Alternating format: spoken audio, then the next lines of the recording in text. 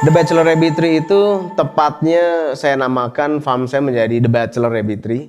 Artinya sekarang berkembang menjadi serius sebuah bisnis yang berawal dari hobi gitu ya. Itu tahun 2017. Nah, di mana di tahun 2017 saya kebetulan mengimpor salah satu kelinci dan kebetulan namanya adalah The Bachelor gitu. Si Bachelor itu sendiri artinya akhirnya saya ngebuat brand namanya The Bachelor Rabbitry. Berkembang sampai sekarang di tahun 2021 akhirnya kita berkembang menjadi The Bachelor Corp. Karena kita sudah bermitra dengan partner-partner kita yang sudah mendukung kita untuk menjadi lebih besar sekarang. Jadinya hari ini The Bachelor Corp ini berkembang menjadi satu integrasi bisnis kelinci dan juga wisata.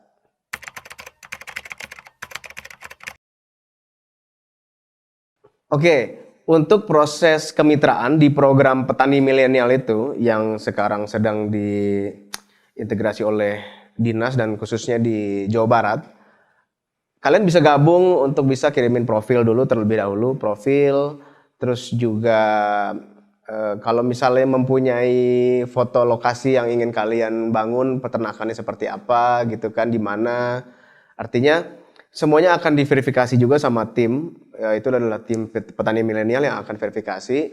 Lalu nanti akan diadakan interview. Setelah interview itu dengan dinas terkait dan juga oleh off-takernya gitu kan, sesuai dengan komunitasnya. Artinya kalau memilih kelinci pastinya dengan saya. Terus setelah melalui proses verifikasi dan juga interview sampai akhirnya nanti kita akan memberikan rekomendasi.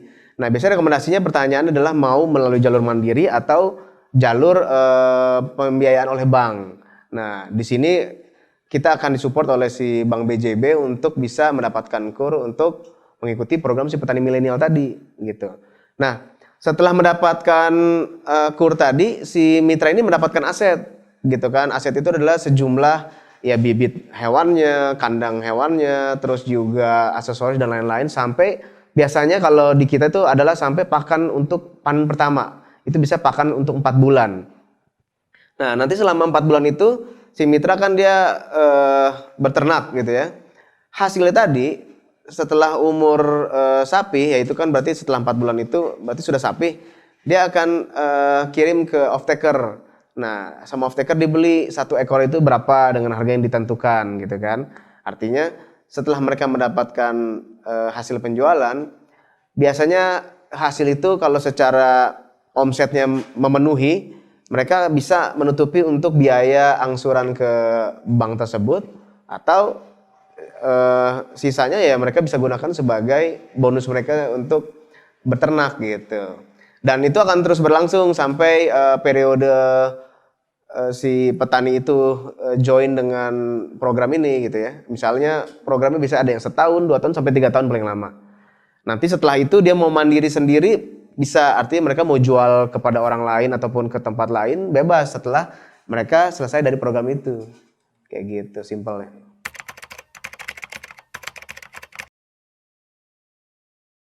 Oke, sebenarnya konsep kemitraan pasti udah ada dari dulu gitu ya. Tapi kalau sekarang saya menyimpulkan dengan pemikiran saya, ini seperti segitiga gitu ya. Artinya segitiga tuh banyak pertanyaan dari orang yang ingin bertani, mereka nanya, memulai nggak punya modal gitu. Setelah punya modal mereka udah produksi, mereka tanya mau jual kemana gitu kan. Nah, akhirnya dengan pola yang segitiga sekarang dengan program Petani Milenial ini, mereka nggak punya modal, mereka dicariin pemodalnya. Artinya kita kasih mereka si bank untuk funding. Nah, setelah mereka udah dapat modal, mereka udah usaha, akhirnya mereka punya hasil panen. Nah, panennya mau dijual kemana? Nah, akhirnya disediakanlah off-taker untuk membeli panennya. Otomatis dengan segitiga ini semuanya akan menjadi sinergi tuh. Gitu. Jadi si petani udah nggak usah bingung lagi modal dari mana, jual kemana, udah simpel. Karena selama ini kan yang menjadi kendala adalah 2 hal tadi, modal dan juga hasil penjualan. Dan hasil penjualan tadi si off-taker juga nggak semerta-merta cuman memberi dengan harga yang terendah ataupun dengan harga yang ditentukan. Tapi off-taker juga bisa membina si mitra tadi untuk bisa menjadi mandiri kan, artinya mereka akan mengajarkan untuk bisa menjual secara mandiri juga. Otomatis kalau mereka bisa jual secara mandiri, angkanya juga akan berlipat dari angka yang mereka berikan kepada off taker sebenarnya. Gitu.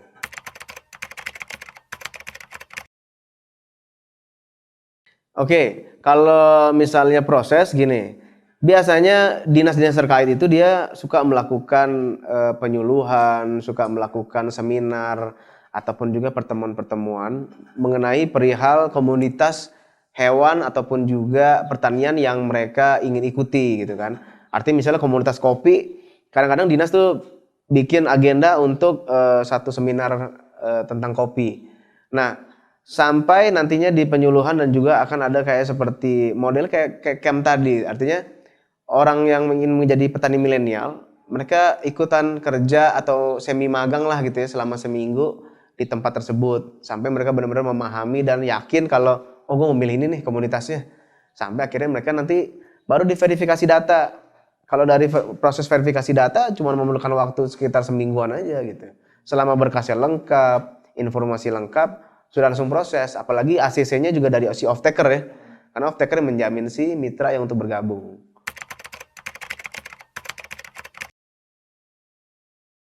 Jadi untuk daging kelinci gitu ya.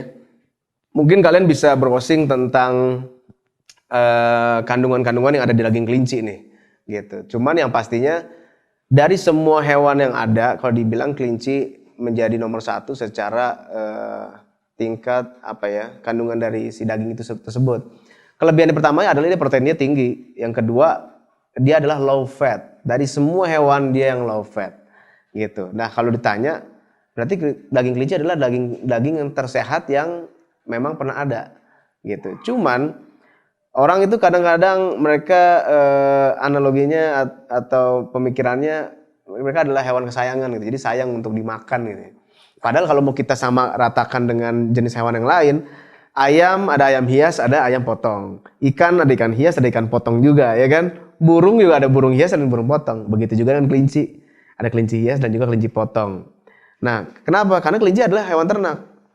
Kalau kucing dan juga misalnya ada anjing gitu kan dan juga jenis hewan lain mereka adalah memang pet gitu. Makanya mereka tidak untuk dikonsumsi. Tapi kelinci adalah hewan ternak. Cuman bedanya mereka punya jenis yang untuk hias dan juga jenis pedaging gitu. Ya artinya kalau dibilang 2021 ini setelah pandemi orang mulai aware tentang yang namanya kesehatan ya. Jadi mereka cari apa aja suplemen yang bisa menyehatkan. Mereka cari herbal yang bisa menyehatkan dan mereka mencari daging yang sangat sehat. Kenapa 2021 setelah pandemi ini kelinci ini menjadi fenomenal? Karena orang sudah tahu wacana mereka daging mereka sehat itu adalah udah sejak dulu. Cuman karena pengembangannya masih menjadi hias, orang belum menjadikan ini menjadi daging utama kan. Nah, tapi setelah pandemi ini berkembang, banyak negara dan termasuk kita juga mengembangkan daging ini akan menjadi satu apa ya? Kalau dibilang varian daging yang menjadi utama nantinya. Karenanya negara-negara lain juga di 2023 mereka tuh sedang ngejar untuk produksi massal di varietas kelinci gitu. Dan yang sekarang nih breakthrough yang kita lagi mau bikin adalah kita bachelor mau bikin satu divisi yang memang khusus untuk panganan makan gitu. Jadi artinya jenis-jenis makanan yang berasal dari daging kelinci. Ya kalau sosis ataupun burger tuh kan biasa udah ada tuh gitu. Nah sekarang kita lagi ngebangun UMKM dengan nama Dimsum Bachelor. Nah dimsum ini kalau kemarin sudah dites dan dicoba peminatnya banyak banget dan orang bilang ini enak banget. Sampai mereka nggak tahu kalau ini daging kelinci gitu. Dan harga dia lebih mahal daripada dimsum-dimsum yang umum, dimsum ayam gitu ya. Karena memang daging dia yang lebih premium. Dan peminatnya itu banyak dari peminat-peminat memang yang orang yang lebih suka ke gym. Yang untuk bodybuilder bagus. Kedua, orang yang sedang menjalani diet gitu. Kadang mereka lebih baik makan ini ketimbang harus makan ayam broiler gitu. Terus juga banyak pasien-pasien rumah sakit yang memang membutuhkan kandungan-kandungan yang non kolesterol kan gitu. Dan daging kelinci adalah satu-satu solusi itu. Gitu. Nah, akhirnya sekarang kita coba kembangin itu jadi satu produk lah gitu. Semoga menjadi tren lah gitu kan di masa yang datang ya gitu.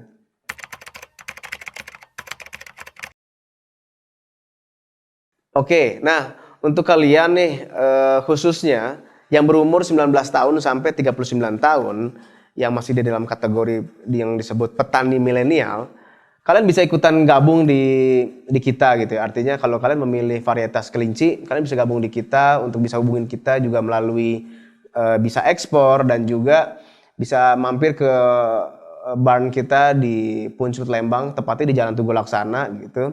Artinya kalian bisa mengetahui bagaimana tata caranya, persiapannya dan juga persyaratan-persyaratan untuk bisa mengikuti program petani milenial tersebut gitu. Artinya kalian akan bisa mendapatkan informasi yang lebih detail untuk bisa mengikuti program ini gitu.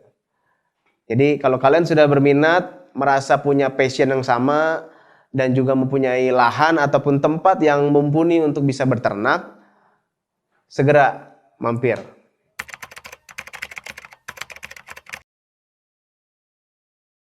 Oke, untuk program petani milenial khususnya di komunitas kelinci itu udah mulai dari bulan Desember 2021. Nah, kita berkembang dari 8 mitra sampai sekarang akhirnya sudah menjadi total dengan 35 mitra. Yang diantaranya adalah 20 mitra dengan BJB dan juga 15 mitra dengan kemandirian. Jadi artinya sekarang sudah progres ke bulan keempat dan artinya kita sudah mendekati waktu panen kita nih. Dan insya Allah mungkin dalam akhir bulan ini kita akan panen dan juga melakukan, kalau dibilang tuh nanti akan ada satu seremonial untuk sebagai hasil panen ataupun pemberian hasil panen pertama gitu kan. Dimana semua akan diambil oleh off-taker, yaitu adalah saya, untuk saya beli kembali gitu hasilnya. Dan jadi progres ini cukup luar biasa. Selama 4 bulan kita mempunyai mitra yang banyak.